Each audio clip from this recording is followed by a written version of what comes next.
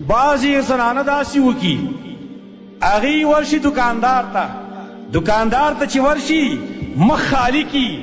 او چې کله بل سړی سوداګر راشي زر مخ پټ کی دا دکاندار ستا خاوند دی دا دکاندار ستا رور دی دا ستا پلار دی چې د هغې نه ستر نه کې او بل سړی راغی هغه نه ستر شروع کی دا مخې چې خالي کلی ورته دا شیطانت دپاره خالي کلی ورته شیطانت دپاره ورته خالي کلی دی نو دغه خاوند چې ښځه ځي او پردو سړو سره شاپینګونه کوي دته په حدیث کې دوس ویلی شوی دی حدیث د مسند احمد کې راغلی دي 3 قسمه کسان دی هغې سبا الله نه خبرې کوي نه به ورته وګوري عذاب علیم دی ولا یو پای کې دا دی والدیوس الذي يقر الخبث في اهله هغه دوس سړی دی چې په خپل کور کې خباثت پرېږدي خپل اهل کې خباثت پرېږدي خپل اهل باندې غیرت نه کوي نو دا تفرید دی چې خپلې ښځې لا پرېښڼ ورکړی دی بس هغه بې مهاره اوښې ترې جوړه کړې چې په کم طرف باندې لاړه د هغې د وجې نه تعلقات یې څه خراب شي ولې دا زنانه لاړ شي نورو خلکو سره تعلقات جوړ کړي بیا د خپل خاوند نه په څه چل باندې طلاق اخلي خولتیا کوي او دا نقصانات ډېر اوس پرې معاشره کې راغلي دي او دا هم درته درخواست کوم ګورئ خپل بچی خپل اهل دا لږ کنټرول هم کوي او بیا دا هم خیال ساتئ د شریعت د احکامو خیال ساتئ کله کله مور او پلار ته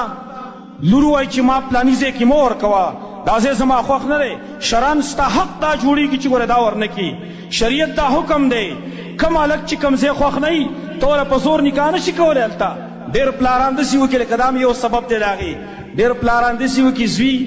چې یو ځای کې وله نکاح کوي دا ځای زما خوښ نه دی لار څه وایي لار ځان نقصې به قلقرا خان جوړ کړي وایي نه زه دله دا یوه نکاح کوم او ته نرشه ته بله وکړه ته نرشه ته بله وکړې تا ولې یوه وکړه نه خو تا ګیر بله کولی شي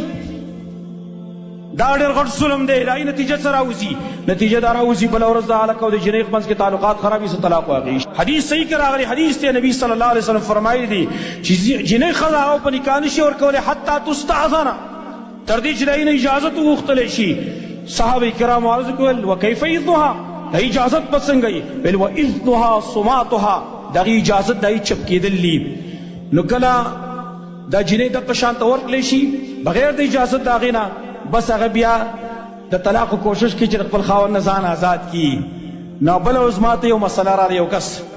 جنۍ په نکاح اخیستلې د موږ ته څه نه ویلي جنۍ به کېدای شي کور کې ویلي نو ما پس معاشره خاصم خرابه شوې ده ګن خاصم جوړ شوی دی هلکانو چې نه کوي خو ډېر مخکې لاړ د هغې کنټرول اوس ګران دی نو ویل هغه جنۍ خپل خاوند ته دغه چې نکاح ورسره وشوه میسج یې ورته کړی دی چې ته ما په واده کولی نه شي زما د بله لږ څه تعلقات دي سبحان الله لا حول ولا قوة الا بالله دا زموږ معاشره ده دا زموږ مسلمانانو پښتانه دي حیات څادر یې بلکل ګزارلی دی